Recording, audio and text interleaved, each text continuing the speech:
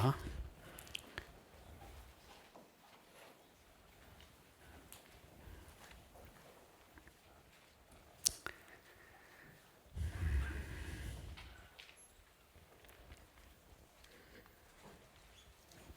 함께 기도드리겠습니다. 사랑이 많으시고 은혜가 풍성하신 아버지 하나님 감사합니다. 우리가 세상 가운데 살아갈 때 죄를 물마신같이 먹고 마시며 살던 저희들이었습니다. 이제 주님 앞에 섰을 때 심판을 받아 영원히 고통을 받아야만 마땅한 저희들을 주님께서 사랑하심으로 그 높고 영광스러운 보좌 위에서 이 낮고 천한 세상에 오시고 저희들을 구원해 주시기 위해서 십자가에 달려 고난을 받으시고 주님의 그 고귀한 보혈로 저희들을 다 사해 주시고 저희들을 구원해 주신 주님 감사합니다. 저희들을 구원해 주실 뿐만 아니라 이 세상에 살아가는 동안에도 홀로 버려두지 아니하시고 늘 함께 해주시고 지켜주시고 인도해 준 주님, 오늘 또 주님의 십자가의 보혈로 구원함을 얻은 우리 형제자매들 한자리에 모였습니다. 주님께서 주시고자 하시는 귀한 말씀으로 우리 마음속 깊이 깨닫게 해주시고 이 악하고 험한 세상을 주님이 주신 지혜와 능력에 의지하여 힘있게 살아갈 수 있도록 인도하여 주시옵소서.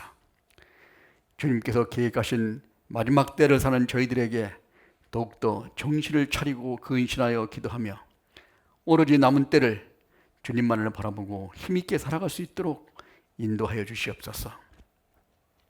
저희들 중에는 건강이 허락지 못하여 치료받는 형제자매들 전능하신 하나님의 능력으로 건강을 회복시켜 주시고 마음이 정함이 없는 형제자매들 진리의 말씀에 깊이 뿌리를 내려 모진 풍파에도 흔들림이 없이 굳건하게 서 있을 수 있도록 도와주시고 모든 여건과 형편을 아시는 주님께서 주님을 섬기기에 조금도 부족함이 없도록 도와주시고 인도해 주시옵소서.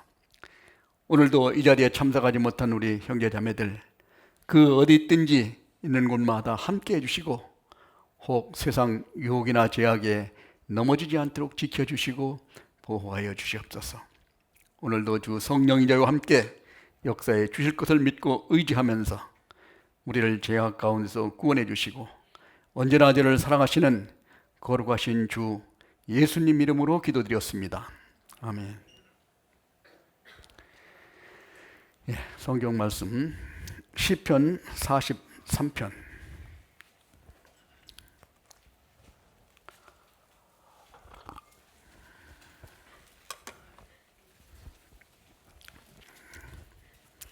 시편 43편 구약성경 832페이지입니다. 1절부터 5절까지를 제가 한 절, 우리 형제자매님들이 한 절 교독하시겠습니다. 43편 1절 하나님이여 나를 판단하시되 경건치 아니한 나라에 향하여 내 송사를 변호하시며 간사하고 불의한 자에게서 나를 건지소서.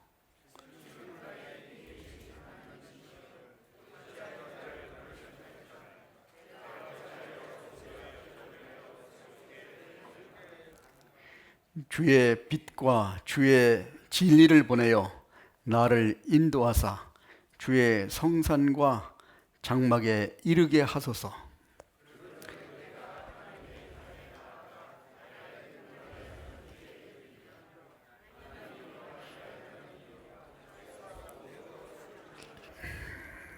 5절 같이 읽겠습니다. 내 영혼아 내가 어찌하여 낭망하며 어찌하여 내 속에서 불안하여 하는고 나는 하나님을 바라라.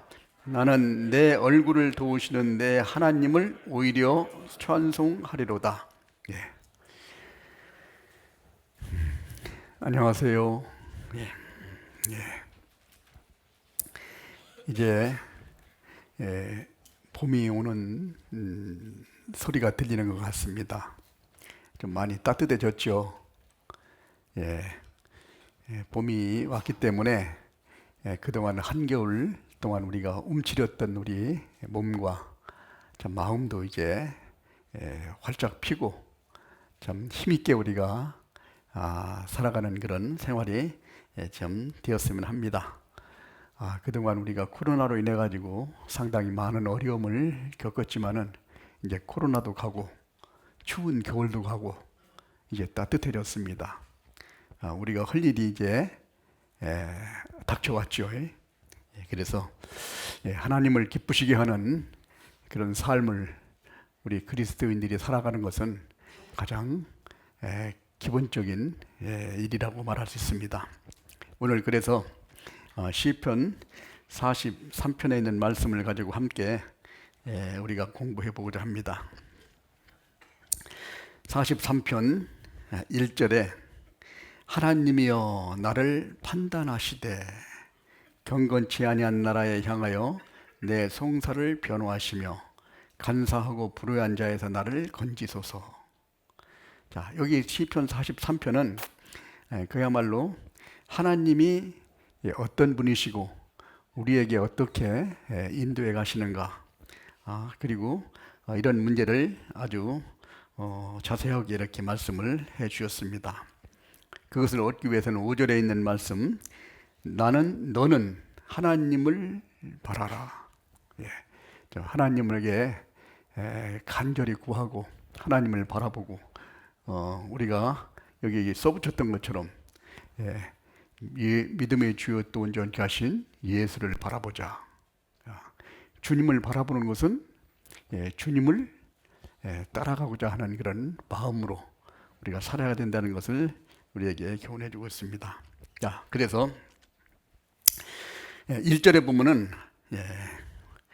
우리를 판단하시는 하나님이라는 그 내용을 잠깐 생각을 해보면은 왜 하나님께서는 나를 판단하실까? 왜 나를 판단하실까요? 벌을 주려고? 하나님은 상을 주려고. 우리를 판단하시는 것은 첫째 우리를 구원해 주시고 또 이 세상에서 우리에게 축복을 해 주시고 또 우리에게 상급과 영광을 주시기 위해서 하나님은 우리를 판단하신다는 사실을 우리가 알아야 합니다. 자, 그래서 우리는 이 후반부에 그렇게 기록이 되어 있죠. 하나님이여 나를 판단하시되 경건치 아니한 나라에 향하여 내 송사를 변호하시며, 하나님은 나를 변호하시기 위해서 그 죄악 가운데서 사는 많은 이런 속에서 살다가 내가 구원을 받고 우리가 세상 가운데서 우리가 구별되어 살아갈 때 우리가 하나님은 나를 변호해 주시며 또 불의한 자에게서 나를 건지소서. 우리를 구원해 주시겠다는 거죠. 예수라는 이름은 바로 마태복음 1장 21절에 나온 것 같이 저희 죄에서 저희들을 구원할 자이심이라. 23절에는 임마누엘, 즉 함께 하신다. 우리를 구원해 주셨을 뿐만 아니라 우리와 함께 살아가는 그런 모습을 우리에게 교훈해 주고 있습니다. 세상에서는 그 누구도 판단할 위치에 서 있지 않습니다. 우리가 마태복음 7장에도 보면은 형제자매를 판단하지 마라 라는 말씀이 기록되어 있고, 야고보서에 보면은 형제들아 피차에 비방하지 마라. 형제를 비방하는 자는, 형제를 판단하는 자는 율법을 비방하고 율법을 판단하는 자라, 이런 말씀도 있습니다. 그래서 오로지 입법자와 재판자는 오직 하나님밖에 없다. 판단하실 수 있는 분은 하나님밖에 안 계시다는 거예요. 그 누구도 우리 형제자매들이나 세상에 대해서 판단할 수 있는 자격이 있는 사람은 아무도 없다. 왜? 우리도 똑같은 연약하고 부족한 사람들이기 때문에. 그러나 하나님은 판단하실 수 있다는 거예요. 우리에게. 그래서 오로지 우리가 하나님은 어떻게 이 하나님은 정직하시고 공정하시고 진실하시고 공의로우신 하나님이라는 사실을 우리가 확실히 알고 살아가고 있습니다. 예. 자, 하나님의 성품 중에서 공의의 하나님이라는 것을 우리가 듣고 있죠. 예. 예. 우리가 지난번에도 우리가 말씀을 전할 때도 항상 생각하지만 하나님은 두 가지 큰 성품이 있는데 하나는 공의의 하나님이라는 뜻이에요. 공의의 하나님은 무엇으로 나타나니까 율법으로 나타나죠. 율법은 우리를 심판하십니다.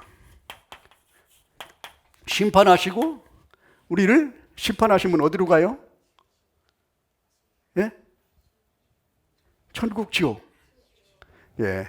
율법을 갖다 대면 우리는 지옥으로 갈 수밖에 없는 철저한 죄인이라는 것을 말해주고, 또 공의만 있는 것이 아니라 하나님은 사랑의 하나님이라는 사실을 또 우리에게 교훈해 주십니다. 사랑은 하나님의 은혜로 나타나죠.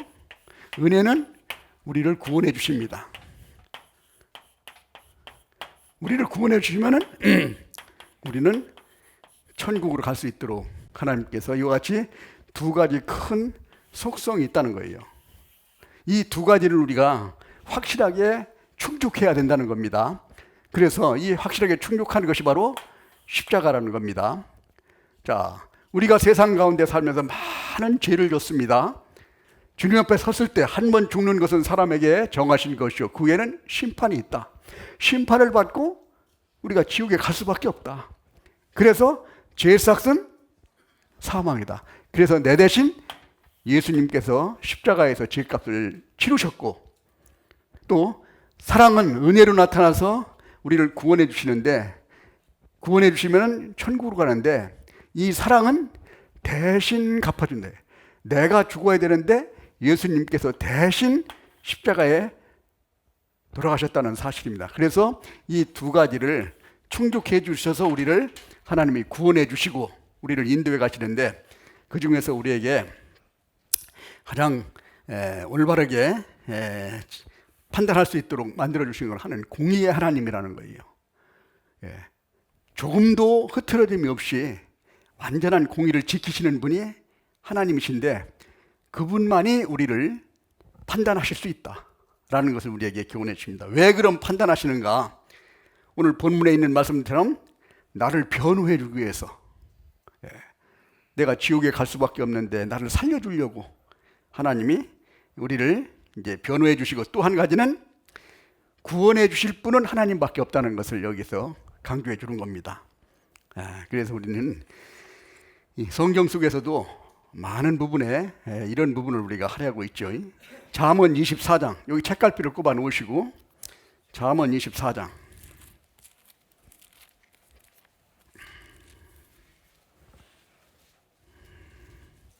12절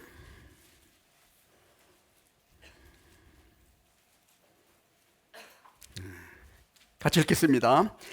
내가 말하기를 나는 그것을 알지 못하였노라 할지라도 마음을 저울질하시는 이가 어찌 통찰하지 못하겠으며 내 영혼을 지키시는 이가 어찌 알지 못하시겠느냐. 그가 각 사람의 행위대로 보응하시리라. 마음을 저울질하시는 이, 하나님은 우리 마음을 저울질하십니다. 눈동자같이 우리를 살펴주시면서 모든 것을 하나님께서 비춰주시고 감찰하신다고 말씀을 했습니다. 사무엘상 2장에 보면은 한나가 사무엘을 갖다 엘리 제사장에게 맡기고 돌아올 때 기도를 합니다. 기도 중에 어떤 말씀이 나오십니까? 하나님은 지식의 하나님이시라. 행동을 달아보시느니라. 왜 행동을 달아볼까요? 우리에게 그 행동을 달아보시면서 그 하나님에게 은혜와 축복을 우리에게 베풀기 위해서 하나님이 달아보신다는 겁니다. 그리고 그 이어서 바로 나오는 홈리와 비느하스라는 사람이 나오죠. 그 사람들이 어떻습니까? 엘리의 아들들은 뭐라고 그랬어요? 불량자라. 항상 보고 있다는 겁니다, 하나님께서. 왜? 하나님에게 제사를 드리려고 제물을 가져오면은 하나님에게 제사를 드리기 전에 자기가 먼저 취해갔다는 겁니다. 그 모습을 하나님께서는 뭐라고 했습니까? 하나님의 제사를 멸시하는 자들이라고 했습니다. 하나님을 멸시하는 거예요. 예. 그래서 이와 같이 하나님을 위해서 열심히 살아가는 자, 그 다음에 하나님에게서 열심히 살아가지 못하는 이런 것, 하나님께서는 항상 우리가 하나님께서는 지켜보시고 계시고 달아보시고 계시다는 겁니다.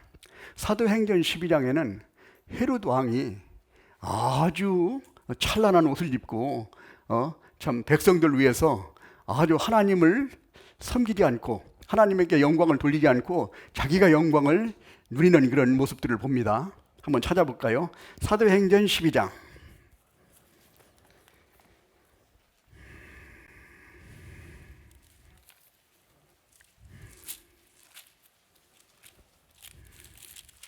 사도행전 12장 20절.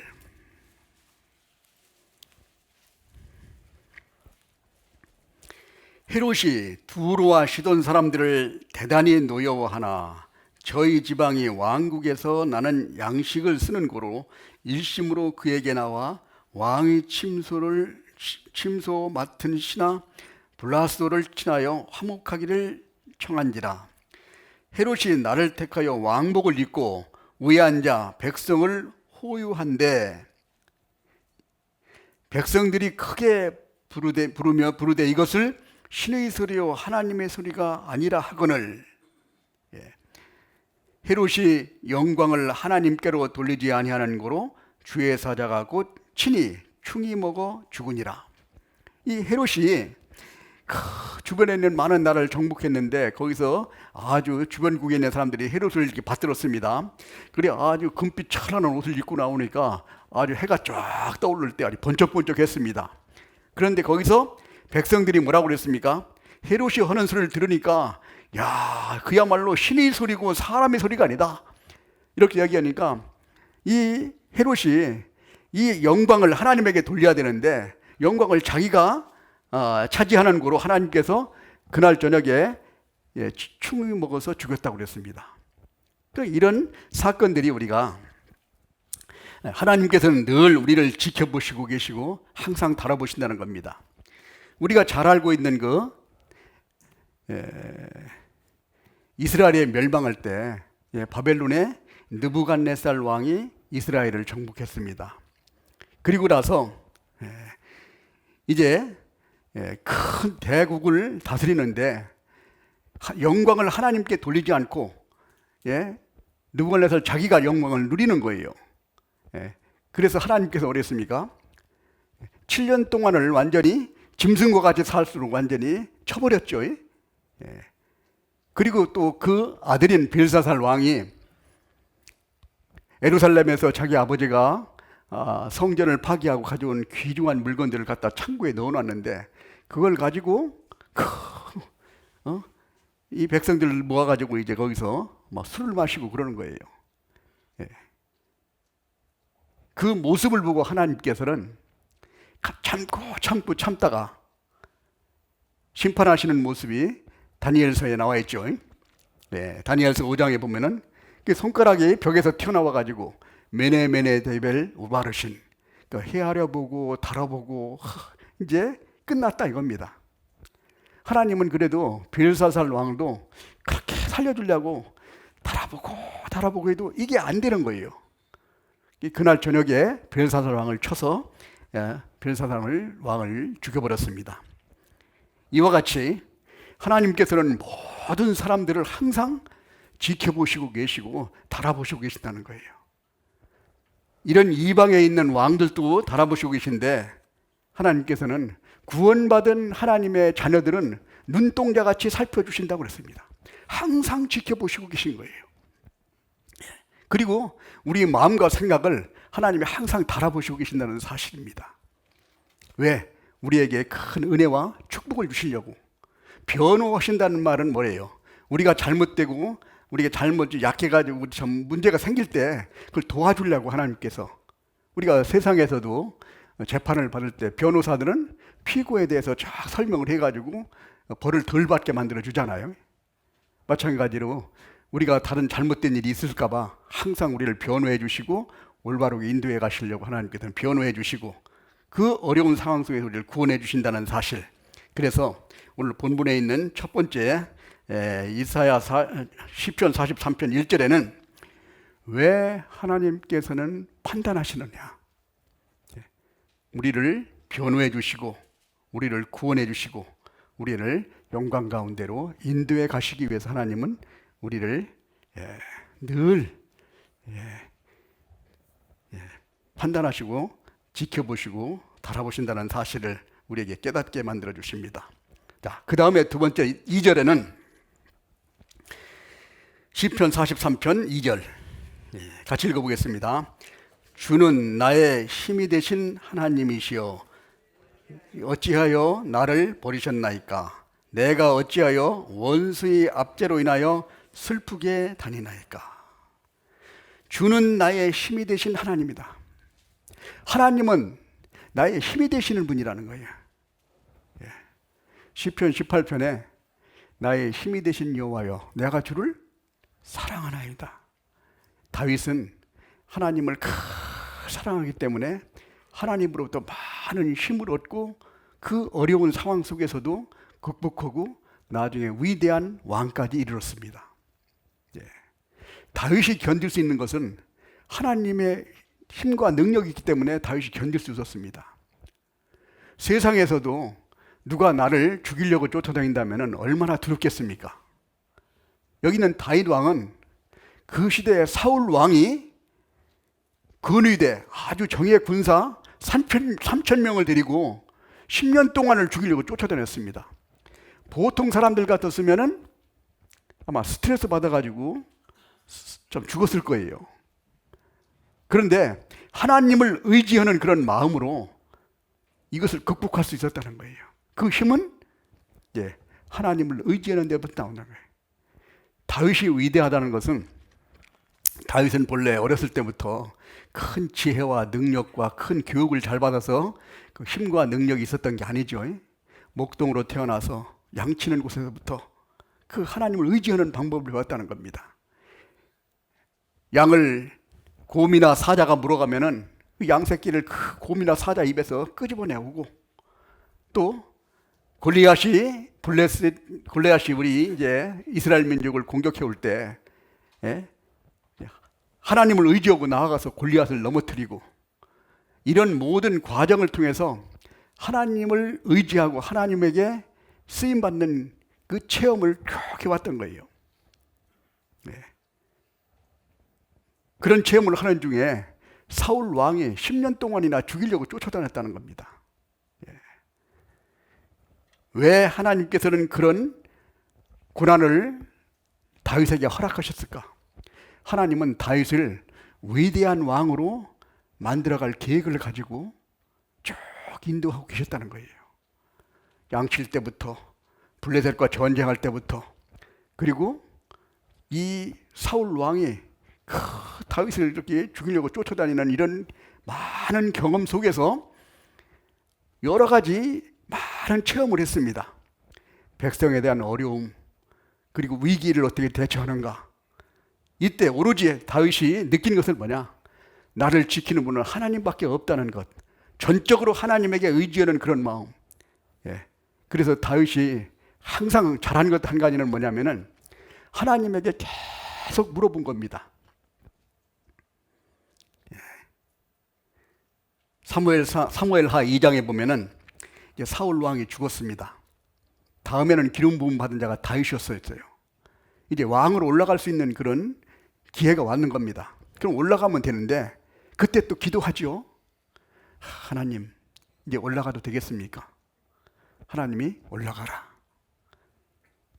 올라가면 되는데 또 기도하죠. 어디로 올라가면 되겠습니까? 헤브론으로 올라가라. 자, 그 다음에 전쟁이 있을 때도 이 전쟁을 저에게 붙이셨습니까?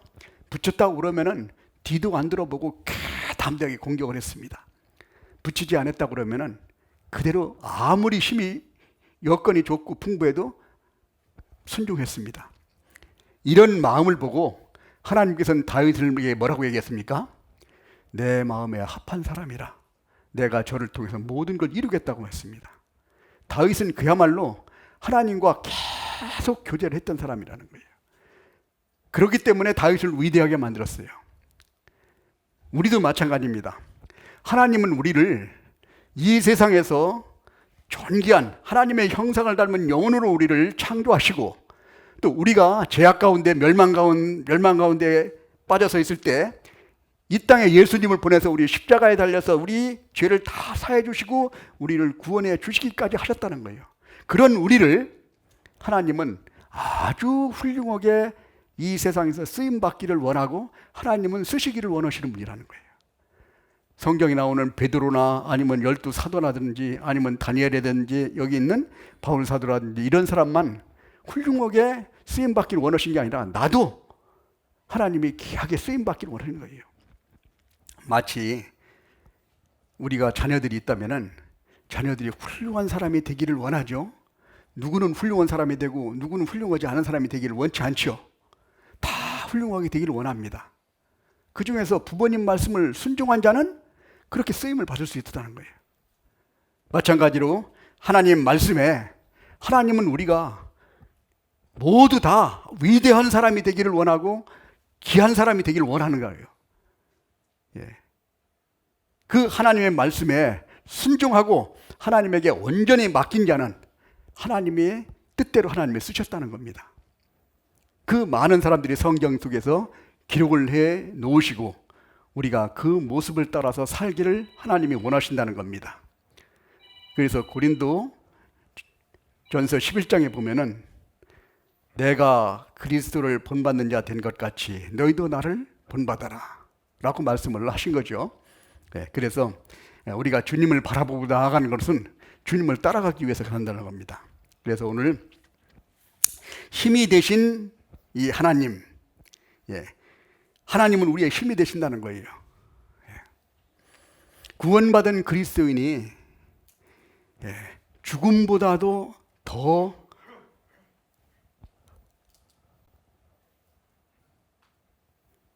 구원을 중요시 여긴 것은 죽음을 극복한다는 겁니다.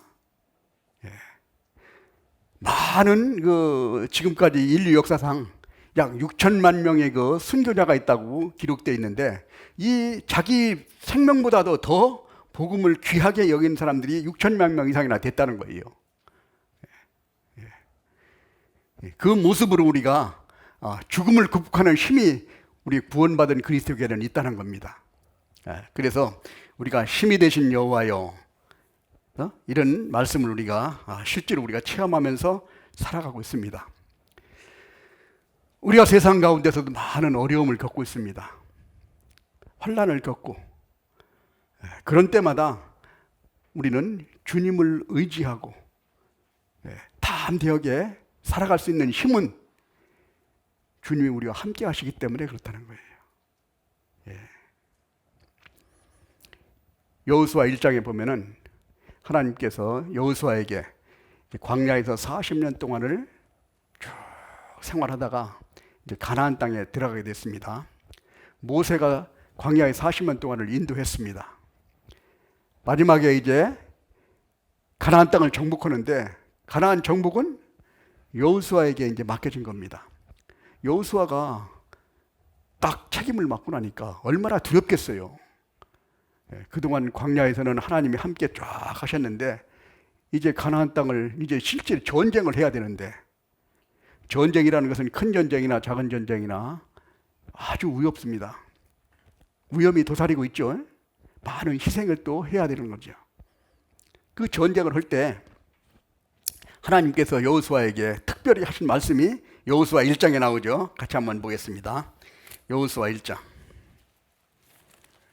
창세기, 출애굽기, 레위기, 신명기, 그 다음에 여호수아 1장.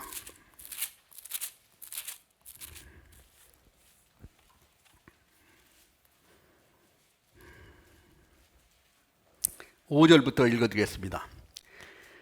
너희 평생에 너를 당할 자가 없으리니 내가 모세와 함께 있던 것 같이 너와 함께 있을 것임이라.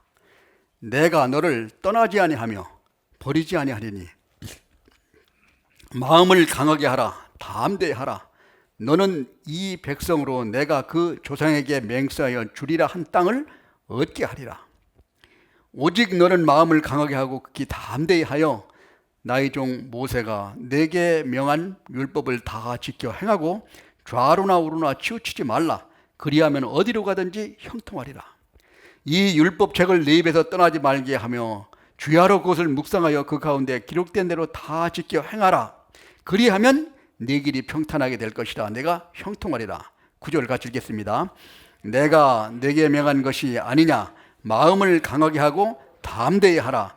두려워 말며 놀라지 말라. 네가 어디로 가든지 네 하나님 여호와가 너와 함께 하시느니라 하시니라. 여호수아가 두려움 가운데 이제는 가나안을 정복해야 되는데 이스라엘 백성이야말로 숫자는 좀 제법 많이 있어도 아마 전쟁 준비는 그렇게 하지 못했을 겁니다.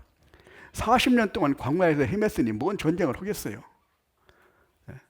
그것도 애굽에서 나올 때 20살 이하와 또 광야에서 태어난 사람들로 합해가지고 이제는 그 백성이 이제 20세 이상 장정으로 60만 정도 됐다고 그랬는데 무슨 전쟁할 수 있는 그런 경험도 없고 전쟁을 할 수 있는 그 훈련 받은 바도 없고 무기도 또한 없었을 겁니다. 광야에서 헤매면서 무슨 무기를 만들었겠어요. 근데 가나안 7족속은 무기가 많이 있었고 거인이었다고. 거인. 이 거인들이 무기를 가지고 사는데 심지어는 뭐가 있다고 그랬습니까? 철병거가 있다고 그랬습니다. 철병거는 지금 말하면 전차예요. 전차를 900승이나 가지고 있대. 요즘에도 900승이면은 상당한 전투력입니다. 그 옛날에 그런 전차들이 있다면 얼마나 강한 전투력이 있어요. 거기를 이스라엘 민족들이 광야에서 헤매다가 가서 그 사람들하고 싸우는 겁니다. 그 가나안 땅을 정복한다는 것은 거의 불가능에 가까운 그런 상태라는 걸 실제로 전투로 비교해보면 그렇다는 겁니다. 그러나 하나님이 함께 하시기 때문에 전쟁을 계속 할 때 약 8년 동안 전쟁했습니다. 8년 동안 전쟁을 하는 과정 중에서도 31명의 왕을 정복했다고 그랬습니다. 31명의 왕을 정복하려면 한 해에 3개월에 한 번씩 전쟁을 해야 됩니다. 3개월에 한 번씩 전쟁해가지고 전쟁을 승리해야 되는 거예요. 왜? 패배하면 그때 회복이 안 되니까. 그걸 확률적으로 계산해 보면은, 자, 전쟁에는 이기거나 지거나 두 가지 방법이 있습니다. 두 가지 방법에 2에 31승분의 1 하면은 약 10억 분의 1 나옵니다. 10억 분의 1의 확률은 불가능한 거예요. 그런 전쟁을 하나님이 이기게 만들어 주셨다는 겁니다. 누가? 하나님의 능력으로. 이스라엘 민족은 실제로 하나님의 능력을 체험해 봤습니다. 하나님이 힘이 되셨다는 걸 실제로 확인할 수 있었다는 거예요. 그래서 오늘 본문에 있는 이사야 43장 2절에 있는 주는 나의 힘이 되신 하나님이시라. 성경적으로도 많은 능력을 실제로 체험하고 우리가 살아가는데도 구원받고 나면은 죽음을 두렵지 않은 거예요. 그렇죠? 아마 우리 중에 죽음을 두려운 사람, 물론 육신적으로 죽음이 가보지 않고 좀 가족과 헤어진다는 서운한 감이 있기 때문에 좀 그런 마음이 좀 있을 수는 있어도 궁극적으로는 죽음을 그렇게 세상 사람들 같이 두려워하지는 않단 말이에요. 아니, 온팡집에 살다가 큰 대궐로 이사 가는데 뭐가 그렇게 두렵겠습니까? 기쁘고 즐거운 마음으로 넘어갈 수 있죠. 마찬가지로 우리가 그런 힘을 우리가 처음에 느꼈고 살아가면서도 많은 경험을 통해서 하나님의 능력을 체험합니다. 시편 34편에 나와 있는 말씀을 보면 여호와의 선하심을 맛보아 알지어다. 찾아보겠습니다. 시편 34편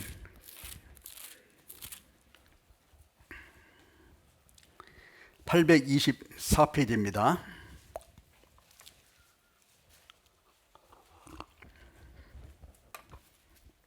시편 34편 8절. 너희는 여호와의 선하심을 맛보아 알지어다. 그에게 피하는 자는 복이 있도다. 너희 성도들아 여호와를 경외하라. 저를 경외하는 자에게는 부족함이 없도다. 10절 같이 읽겠습니다. 젊은 사자는 궁핍하여 줄일지라도 여호와를 찾는 모든 좋은 것에 부족함이 없으리로다. 여호와의 선하심을 맛보아 자들은 하나님의 능력을 체험한다는 뜻입니다. 아브라함이 100세 때 이삭 아들을 하나 얻었습니다. 그 아들을 하나님께서 번제로 바치라는 거예요. 하나님께서는 번제를 바칠 수 있다는 것까지 알고 계시면서 왜 번제로 바치라고 말씀하셨을까? 아브라함도 그걸 믿고 알고 있었습니다. 그러나 아는 것과 행하는 것은 차이가 있습니다. 실제로 체험을 해봐야만이 내가 그걸 확신을 가질 수 있어요.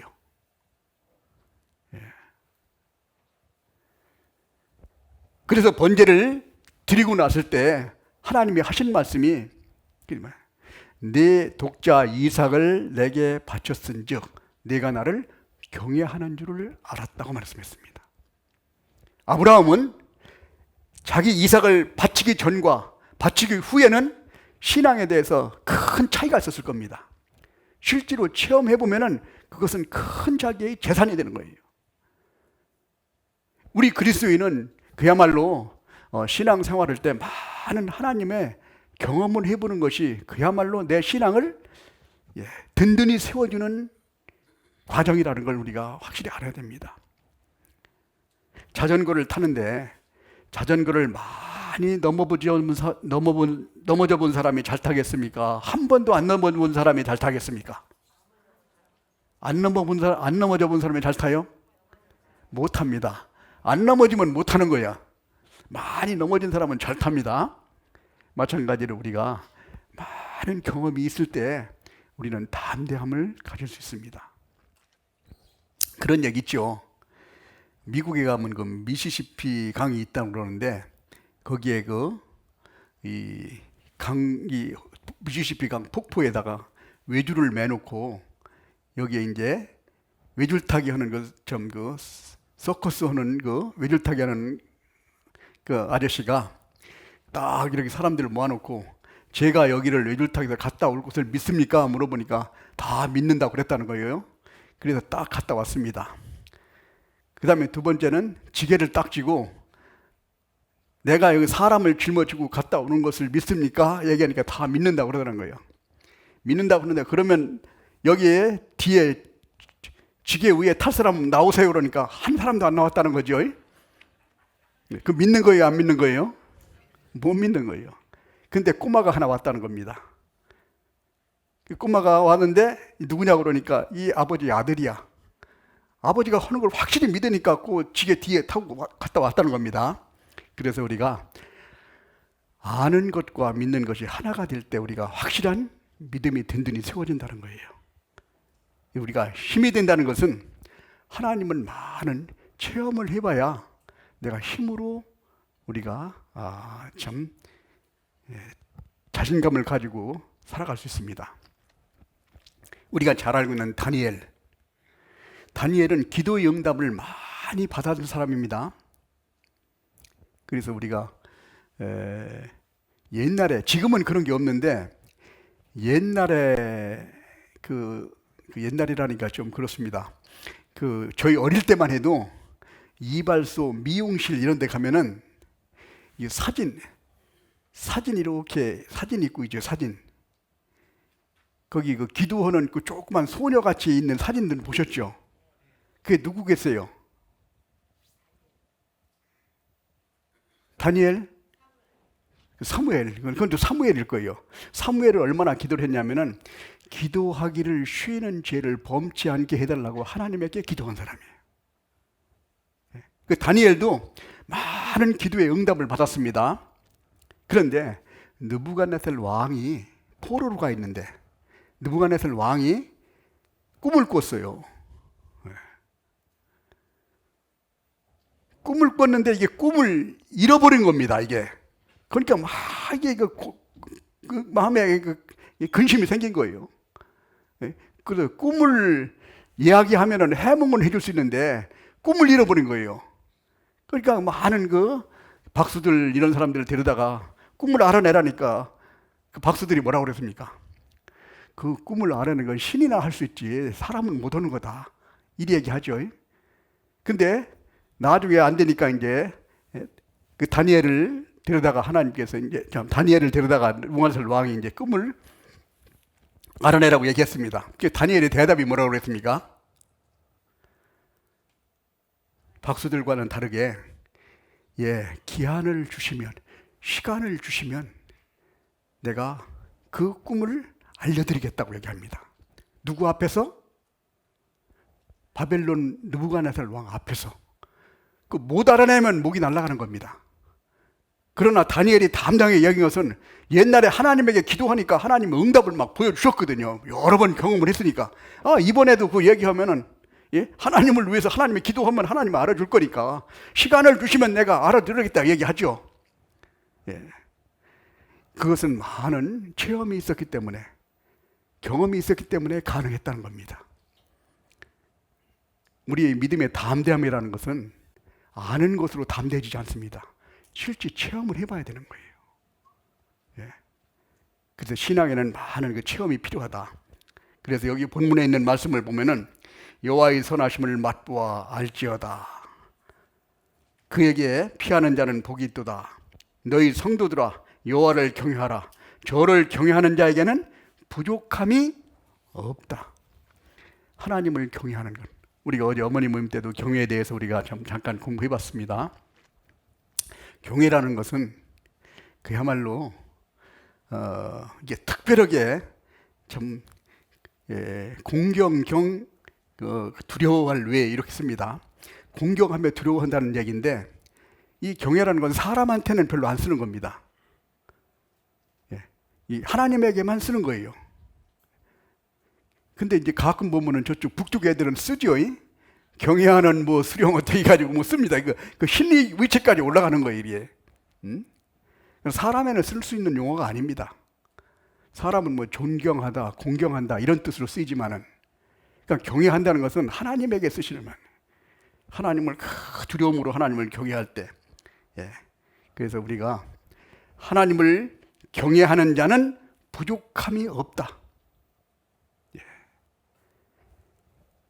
젊은 사자는 궁핍하여 줄일지라도 여호와를 찾는 모든 좋은 것에 부족함이 없으리로다. 나에게 부족함이 있다고 생각하면은 아마 내 마음속에는 하나님을 경외하는 마음이 얼마나 있는가 한번 생각해 볼 필요가 있습니다. 진짜 하나님의 경외하는 마음은 내 마음이 얼마나 깨끗하냐, 정직하냐, 올바로 하나님 뜻대로 하나님을 의지하고 살아가느냐, 이게 중점입니다. 그랬을 때 하나님을 경외하는 마음이 생기는 거예요.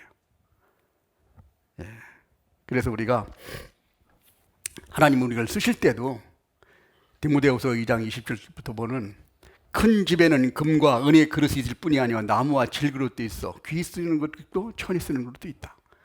집에는 많은 그릇도 있습니다. 여기도 많은 그릇이 있죠. 큰 그릇, 작은 그릇, 뭐 높은 그릇, 옆으로 간 그릇, 이쁜 그릇, 이쁘지 않은 그릇이 많이 있잖아요. 이거 관계없다. 많이 아는 사람, 못 아는 사람, 뭐 많이 있으니까 이거 관계없다는 거예요. 하나님이 보시기에는 깨끗하냐. 아무리 금그릇이라도 지저분한 게 들어있으면은 하나님은 안 쓴다는 겁니다. 첫 번째 필수적인 게 뭐냐? 깨끗한 그릇을 쓰신다는 거예요. 그래서 우리가 이 겸손하고 낮아질 때 하나님께서는 우리를 쓰신다는 사실을 우리에게 교훈해 주시고 있습니다. 자, 그래서 우리가 하나님이 힘이 되신 여호와를 우리가 생각해 볼 때, 그 여호수아가 이제 여리고성 돌을 때도 마찬가지죠. 여리고성을 하루에 한 바퀴씩 돌았습니다. 나중에 일곱째 날 7바퀴 돌고 함성을 치더라고 그랬습니다. 그때 성이 무너져 냈어요. 어떤 성이 한 바퀴씩 돌고 나중에 7바퀴 돌고 함성을 치른다고 무너져 내릴 그런 성이 어디 있겠습니까? 세상에. 그러나 하나님 말씀에 의지하여 뚝 들으니까 하나님의 능력이 나타난 거예요. 그런 하나님의 능력을 믿고 우리는 살아가기 때문에 하나님은 주는 나의 힘이 되신 하나님이시라고 말할 수 있습니다.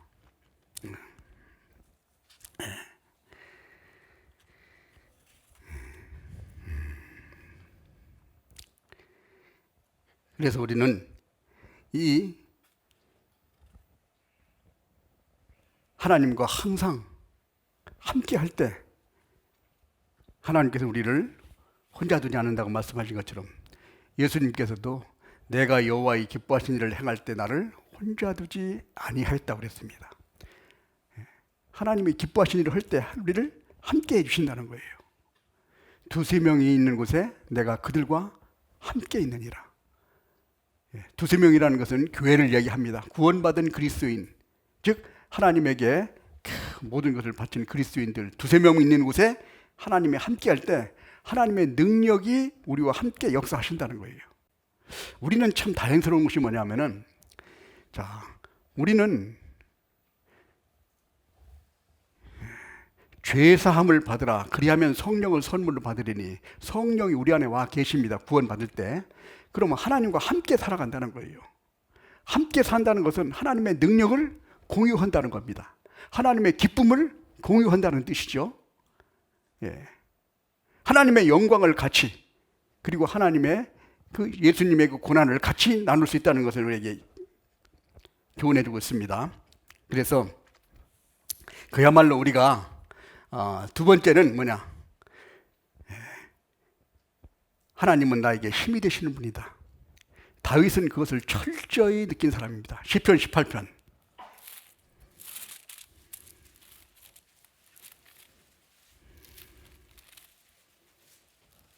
시편 18편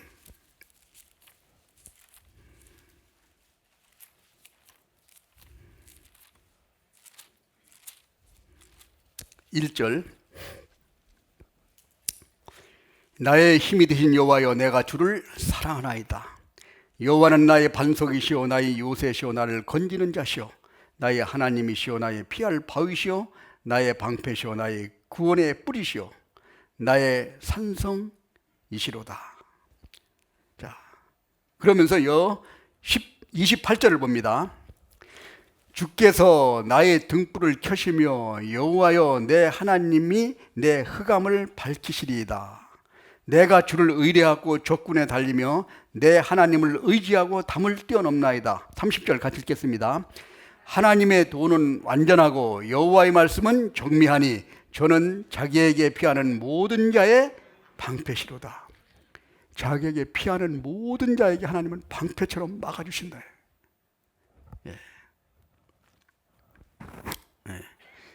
이 다윗은 그야말로 하나님을 의지하는 그런 마음으로 일생을 산 사람입니다. 그렇기 때문에 그 목동에서 시작해서 그 위대한 왕까지 이룰 수 있다는 거예요. 실제로 다윗만큼 아마 하나님을 체험하고 하나님이 참 능력을 체험한 사람이 아마 드물 거라는 생각을 해봅니다. 그 다음에 또 세 번째는 뭐냐? 이사야 시편 43편 다시 돌아가겠습니다.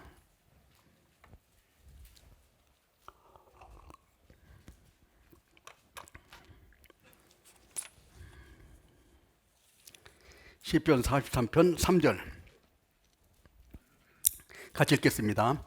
주의 빛과 주의 진리를 보내어 나를 인도하사 주의 성산과 장막에 이르게 하소서. 주님은 빛과 같은 분이라는 거예요. 요한복음 8장에 보면 우리가 나는 세상의 빛이다 이렇게 말씀하신 부분이 나옵니다. 빛은 빛이 딱 비치면은 어둠이 물러가죠. 빛이 우리 안에 들어오면은 죄가 무엇인가를 밝히 드러내 봅니다. 빛이 얼마나 중요한가 하면은 세상의 모든 것이 보이지 않다가 빛이 딱 들어오면 모든 것이 다 보이게 되죠. 모든 것을 볼 수 있도록 하나님이 인도해 가십니다. 그리고 이 빛은 생명을 소생시키고 또 우리를 성장하게 만들어주죠. 세상에 빛이 없다면 식물들이 아마 자라지 못할 겁니다. 그래서 빛이 있다는 것은 모든 생명을 소생시킬 수 있다. 그리고 빛은 깨끗하게 만들어줍니다. 이 동물들이 이렇게 싸움을 하고 상처가 나면은 뭐 의사가 있어요. 뭐 고쳐줄 사람이 없잖아요. 그러니까 그 햇빛, 양지 쪽에서 햇빛을 딱 쬐고 있다 그럽니다. 그러면 이게 낫는다 그래요. 이렇게 소독이 되고. 그러니까 치료하는 그 빛. 예.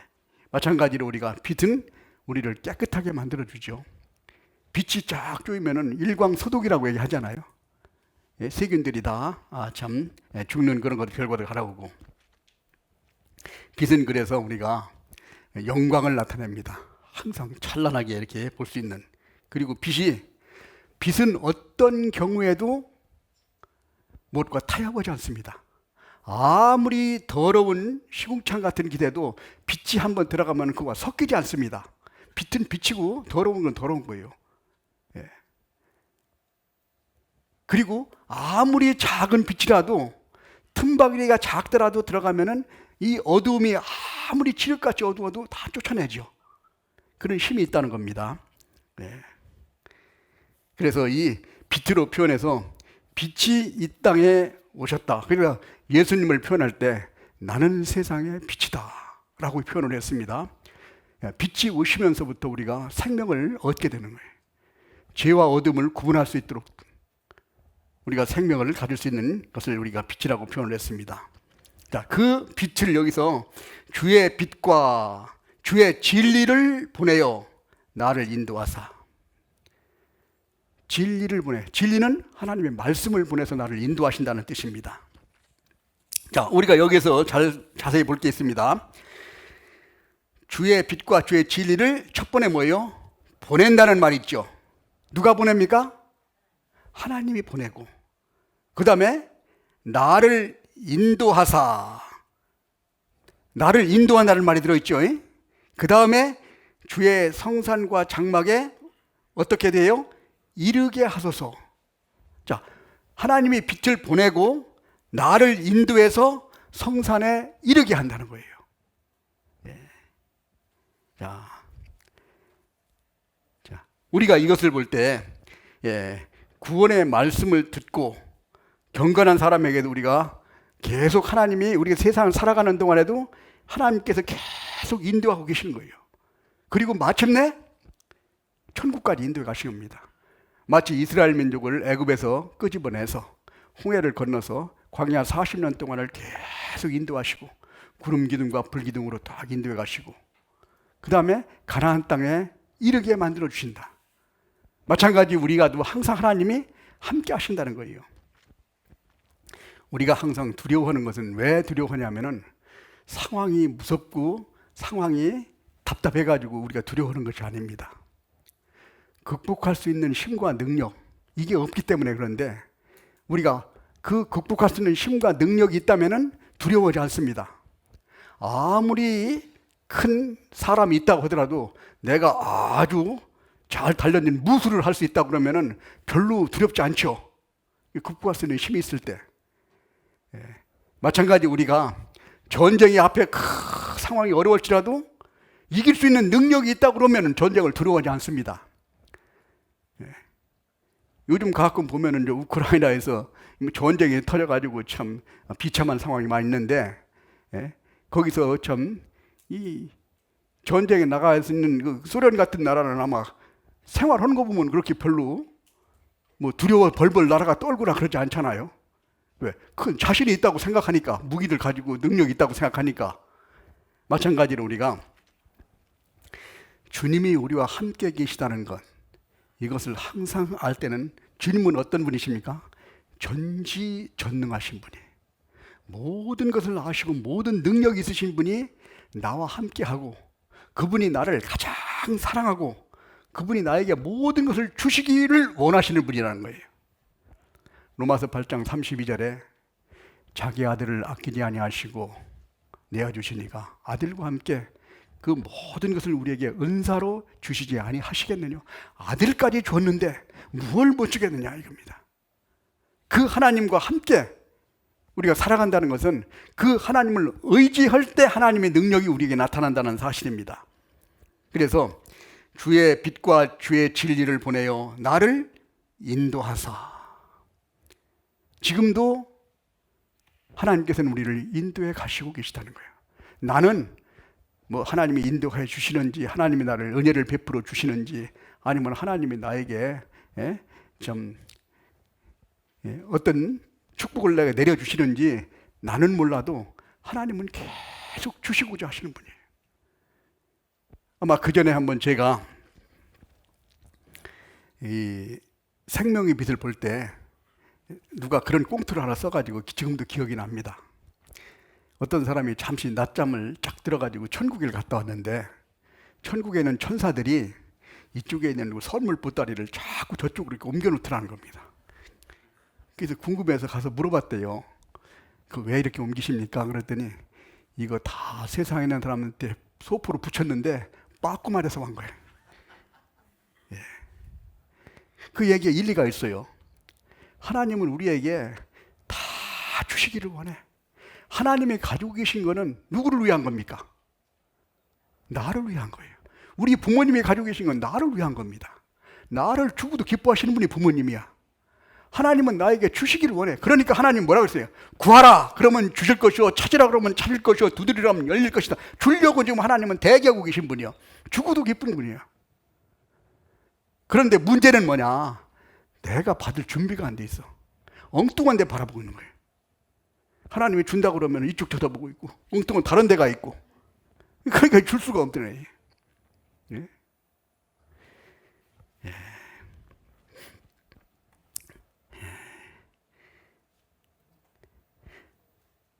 늘 우리가 하나님 말씀을, 오늘도 아침에 말씀을 읽고 말씀을 듣는데 왜 내 마음속에 깨달아지지 않을까? 좀 궁금할 수도 있죠. 내 마음속에 다른 것이 자리 잡고 있기 때문에 그럴 수 있습니다. 유다는 예수님을 3년 반 동안 따라다녔어요. 예수님이 하는 걸 다 봤습니다. 병자들 고치고, 중풍병자 고치고, 귀신들 쫓아내고, 죽은 자를 살리는 거 다 봤습니다. 3년 반 동안 쫓아다녔으니까. 그러면서도 예수님을 못 믿은 거예요. 그것도 참 기적적인 일이에요. 왜? 마음에 다른 것이 들어가 있어. 지금 이 시간에도 내 마음속에 다른 것이 들어있다면 하나님 말씀이 깨달아지지 않습니다. 귀로 들리긴 들고 머릿속에 맴돌다가 그냥 나가버릴 수 있을지 몰라도 마음에 깨달아지질 않아요. 오늘 아침에도 나오면서 오늘 하나님께서 나에게 무슨 말씀을 주실까? 꼭 한 가지라도 내가 그걸 얻어가지고 가야 되겠다. 이런 담대한 마음을 가지고 딱 오신 분은 하나님은 빈손으로 돌려보내지 않습니다. 반드시 채워주실 거예요. 어떤 방법은 누구를 통해서라도. 그러나 아무 생각 없이 아이고 왜 이렇게 시계만 들여다보고 지금 무슨 시간인데 이렇게 하면은 마음에 이게 들어가지 않죠? 예. 그래서 우리가 하나님이 나와 함께하시는, 나를 계속 지금 이 시간에도 인도해 가신다는 이 사실을 내가 깨닫고 하나님의 인도하심을 받을 준비가 되어 있을 때 하나님은 나에게 깨달음을 주십니다. 아브라함에게 하나님께서 창세기 12장 1절에 보면은 너희 친처 본토 아비집을 떠나 내가 내게 지시할 땅으로 가라 이야기했을 때 어디로 가는지, 어떻게 가야 되는지, 그것이 어딘지를 아무것도 몰라도 보따리 싸가지고 딱 나서니까 어떻게 해야 되겠어요? 계속 하나님하고 기도해봐야 되겠죠? 삼거리길이 나오면은 하나님 어느 쪽 길로 갈까요? 이쪽으로 가라. 하나님 이쪽 가야 되겠죠? 예? 그래서 계속 인도해 가시고 하나님에게 의지하고 하나님께 물어보면 하나님이 답을 해 주실 겁니다. 예. 그러나 내 생각대로 간다면 엉뚱한 데로 갈 수 있을 거예요. 예. 그래서 우리가 이 시간에도 하나님께서는 우리를 인도하고 계신다는 것. 예. 하나님 좀, 예? 오늘은 내가 좀 좋지 않은 데 가니까 하나님은 그냥 집에 계세요. 내 오늘 친구들하고 만나서 한번 춤추는 데서 한번 흔들고 오려고 그러니까 좀 집에 계세요. 그럼 하나님이 그래 너 갔다 와라 그리 하지 않죠? 아이고 나 가야 되겠다. 왜? 나갈 수 없으니까. 예. 그러나 하나님이 계셔도 계신지를 모르고 사는 사람은 성령이 뭐 한다고 그랬어요? 예? 탄식하시네, 탄식. 또 너 그 짓 또 하는구나. 예? 그래서 중요한 것은 뭐냐? 주의 말씀은 내 발의 등이요 내 길의 빛이니이다. 칠흑같이 어두운데 등불처럼 다 비춰줍니다. 세상에는 인생이 온전한 길로 가는 길을 알려주지 않습니다. 하나님은 칠흑같이 어두운 게 등불처럼 내 발에 등이요 내 길에 빛을 비춰주듯이 우리를 쭉 인도해 가십니다. 마치 이스라엘 민족이 애굽에서 나와서 광야 생활 40년 할 동안에 구름 기둥과 불 기둥으로, 구름 기둥이 딱 떠오르면 보따리 싸가지고 준비하는 거예요. 그럼 구름이 가는 대로 따라가는 겁니다. 아이고 나는 가기 싫어 다른 데로 가버리면 이 사람은 생명을 보장받을 수 없습니다. 그렇죠?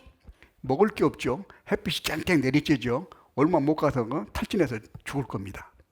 구름이 가는 대로 딱 따라가다 구름이 딱 내려앉으면 거기 진치고 또 있는 거예요. 40년 동안 이스라엘 그 작은 땅을 계속 돌아다닌 겁니다. 왜 40년 걸렸습니까? 열하루면 갈 수 있는 거리를 하나님을 순종하지 못했기 때문에 40년을 뺑뺑 도는 거예요. 마찬가지 우리도 열하루면 갈 수 있는 그 거리를 하나님에게 완전히 의지하지 못하는 마음 때문에 세상에서 뺑뺑뺑뺑 40년 동안 헤맬 수 있다는 걸 우리에게 예로 보여주시는 거예요. 그래서 주님의 말씀대로 우리가 주의 빛과 주의 진리를 보내요 나를 인도하사 주의 성산과 장막에 이르게 하소서. 반드시 이르게 됩니다. 그래서 예수님께서는 요한복음 14장에 내가 곧 길이요 진리요 생명이니 나로 말미암지 않고는 아버지께로 올 자가 없다. 내가 곧 길이다. 어떤 길입니까? 예수님은 어떤 길이에요? 우리의 죄를 사함받는 길. 또 죄를 사함받고 나서 하나님에게 인도하시는 선한 길로 따라가는 길. 그리고 또 이 선한 길을 통과해서 영원한 영광 가운데로 가는 길을 하나님께서 계속 우리에게 비춰주신다는 겁니다. 바로 지옥에서 천국으로 가는 길이에요. 네? 죄인이 구원받고 천국 영광스러운 곳으로 가는 길을 하나님께서 인도해 가시고, 또 그 길은 어떤 길이냐면은 나를 혼자 보낸 것이 아니라 나와 동역자들 그리고 하나님이 같이 가시는 길이에요. 우리는 그래서 외롭지 않습니다. 신앙생활은 혼자 하는 게 아니에요. 같이 하는 겁니다. 그래서 교회를 하나님이 중요하시 보신 거예요. 교회는 하나님이 이 세상의 어떤 조직보다도 귀하게 생각하시는 것이 하나님의 교회입니다.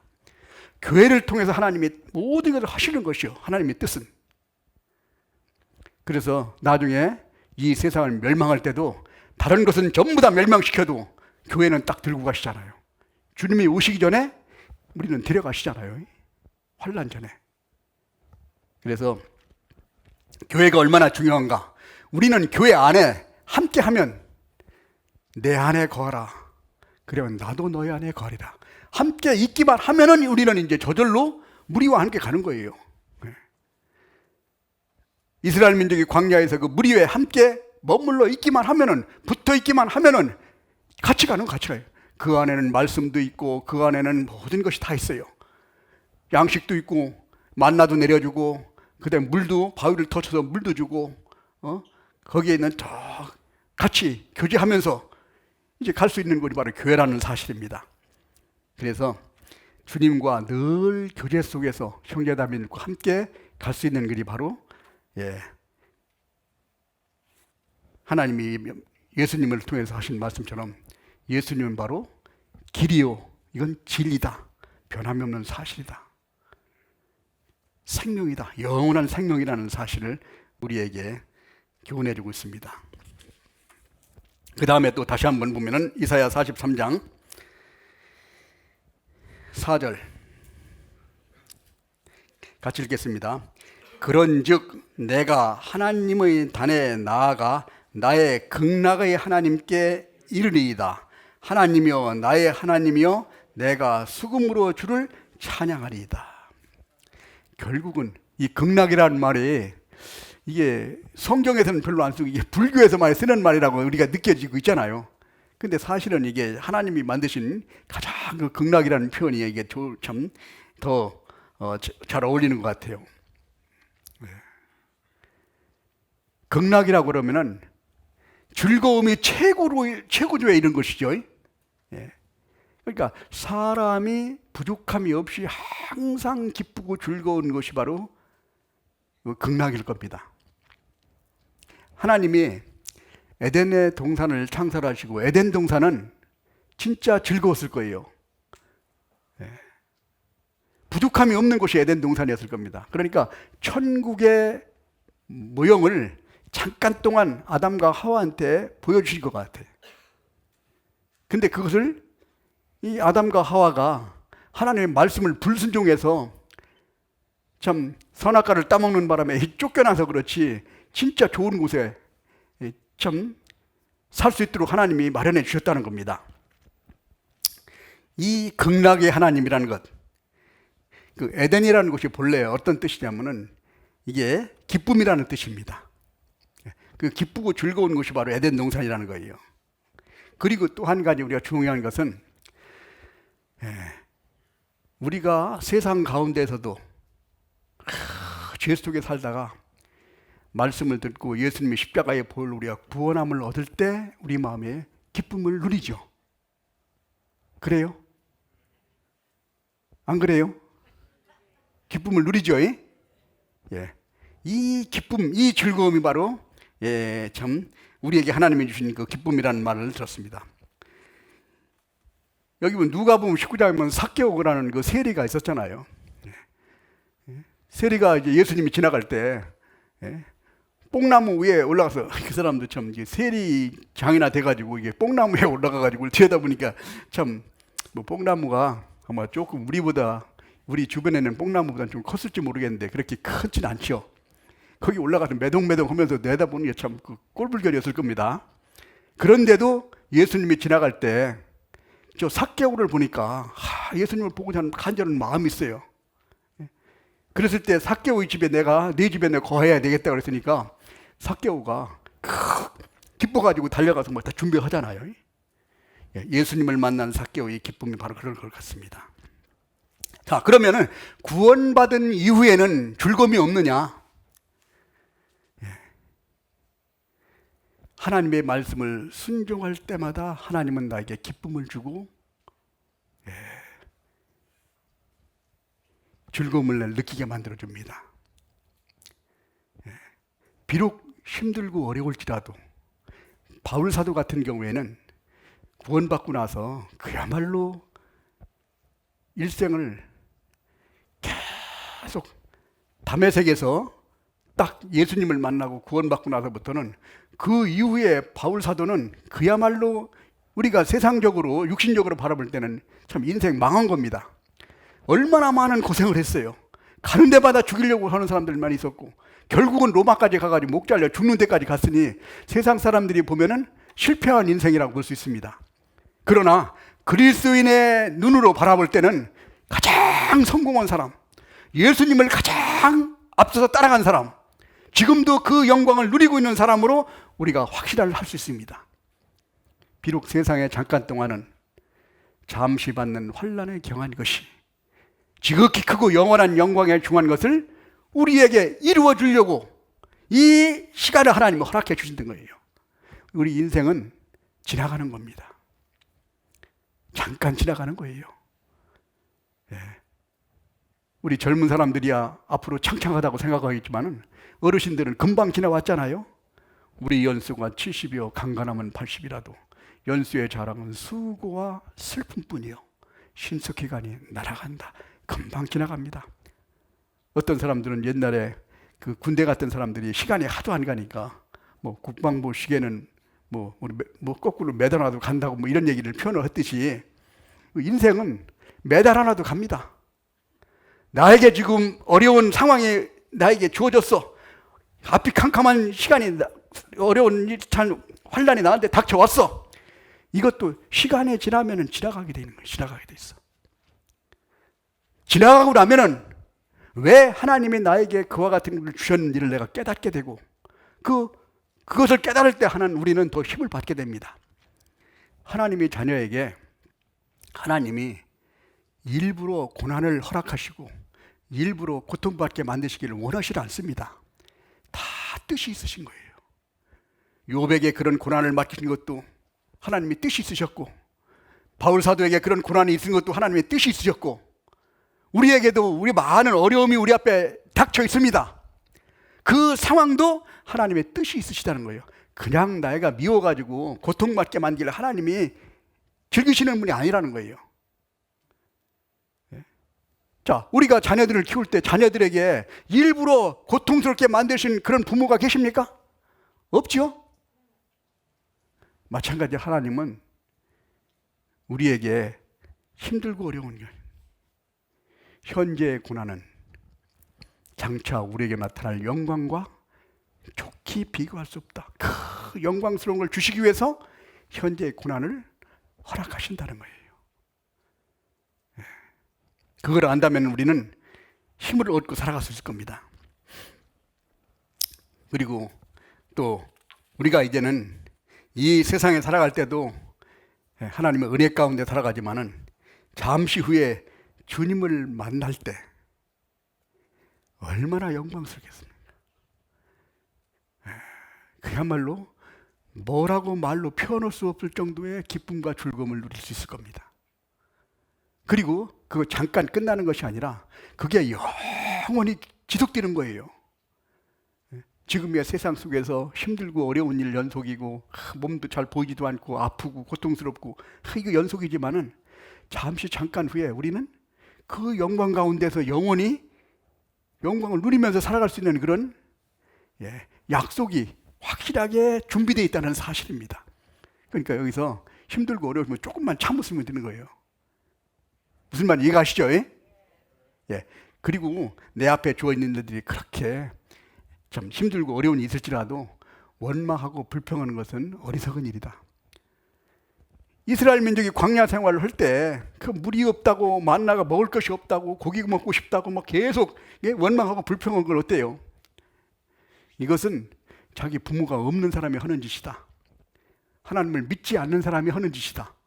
하나님이 우리를 전지전능하신 하나님이 우리를 인도하고 가시는데 어련히 때가 되면 필요한 것을 우리에게 주시게 돼 있습니다. 우리는 손만 붙들고 가면 되는 거예요. 놓치지 말고. 그랬을 때 우리는 주의 빛과 주의 진리를 보내어 나를 인도하사 주의 성산과 장막에 이르게 하신다는 사실. 어떤 일이 있어도 구원받은 그리스도는 하나님께서 이 주의 성산과 장막에 반드시 이르게 하신다는 사실입니다. 한 번 받은 구원은 없어지지 않죠. 그래서 우리가 하나님이 현재 우리가 빌립보서 3장을 보면 바울 사도도 그런 얘기를 했습니다. 표대를 향해서 달려가는데 왜 표대를 향해서 달려갑니까? 찾아보겠습니다. 빌립보서 3장.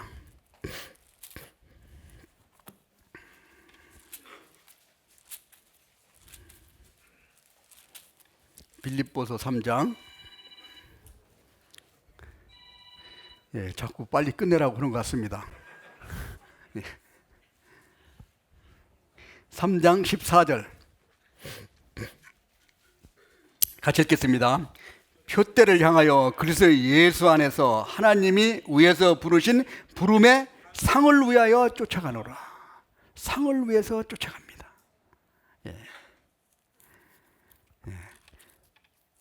히브리서 11장에도 보면은 모세가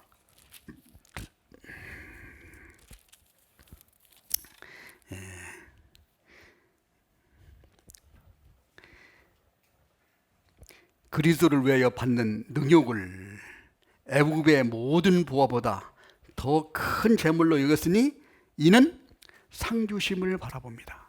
상을 바라보고 가는 상을.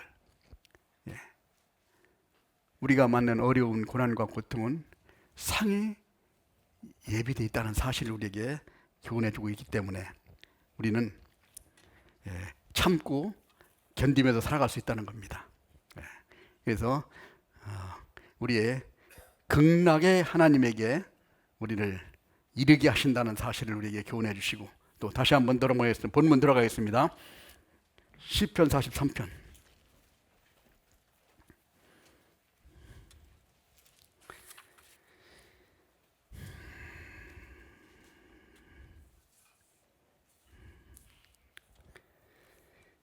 (5절) 내 영혼아 내가 어찌하여 낭망하며 어찌하여 내 속에 불안하여 하는고. 너는 하나님을 바라라. 나는 내 얼굴을 도우시는 내 하나님을 오히려 찬송하리로다. 우리가 세상 가운데 살아갈 때 보면은 우리가 낙심할 때도 있고 낭망할 때도 있습니다. 힘들고 어려우면은 이럴 수 있어요. 어떤 때 낭망이 됩니까? 내 몸이 좀 이제 건강이 악화돼 가지고 좀 힘들 때, 정신적으로 많은 스트레스를 받을 때, 영적으로 계속 주님을 위해서 살고 싶은데 내 뜻대로 안 되고 열매가 맺히질 않고 하나님의 응답이 자꾸 지연되고, 이럴 때는 내가 포기하고 싶은 그런 낙심이나 낭망을 할 수 있습니다. 그런 때 치료는 어떻게 해야 되는가? 본문에 있는 말씀이 있죠. 내 영혼아 내가 어찌하여 낭망하여 어찌하여 내 속에 불안하여 하는고. 답은 바로 뒤에 있습니다. 같이 읽어보겠습니다. 너는 하나님을 바라라. 나는 내 얼굴을 도우시는 내 하나님을 오히려 찬송하리로다. 모든 답은 세상에 앞뒤 옆이 쾅쾅 막혀 있어도 뚫린 곳은 항상 위쪽에 뚫려 있잖아요. 하나님을 바라보라.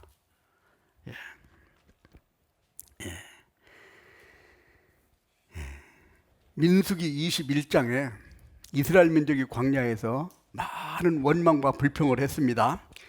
그때 하나님께서 불뱀을 만들어 가지고 막 다 물려서 죽게 만들었습니다. 그러니까 이스라엘 민족이 모세에게 찾아와서 좀 기도해달라고 얘기하니까 모세가 이제 기도하고 이제 놋뱀을 만들어서 높이 달았습니다. 십자가처럼 모양으로. 장대에다가 뱀을 달았으니까 이렇게 보이겠지. 그 모세가 놋뱀을 만들어 위에 다니 뱀에게 물린 자마다 놋뱀을 쳐다본 즉 살리라.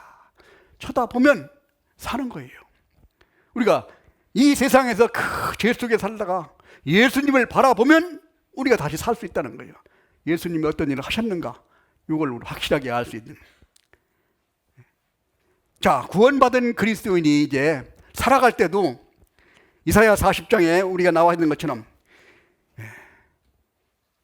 여호와를 앙망하는 자는 새 힘을 얻으리니 독수리가 날개치며 날아갈 것이요.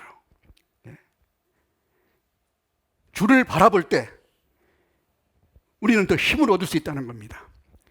마찬가지로 우리가 이 세상을 살아가는데 어려움은 우리에게나 세상 믿지 않는 사람에게나 다 똑같이 옵니다. 그 어려움 가운데 내가 힘을 얻을 수 있는 것은 주님을 바라볼 때 우리는 힘을 얻을 수 있다는 거예요. 오직 여호와를 앙망하는 자에게는 새 힘을 얻으리니, 주님이 나를 위해서 십자가를 지셨고 구원해 주실 뿐만 아니라 지금도 내 안에 계셔서 나와 함께 능력과 지식과 이걸 같이 이루어 가시는 분이 주님이 계시다는 사실.